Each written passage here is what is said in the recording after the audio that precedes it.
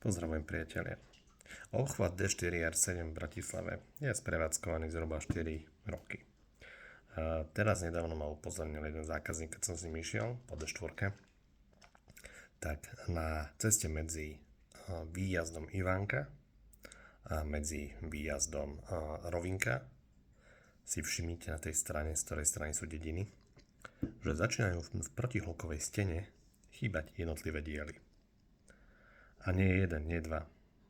Môj odhad je taký, že tam už chýba vyše 30 až 35 týchto dielov, možno že aj viacej. Ako dlho to trvá toto rozkrádanie? Dneska som písal do D4R7 Zero Bypass spoločnosti, že či o tom vedia, že to tam majú takto spravené.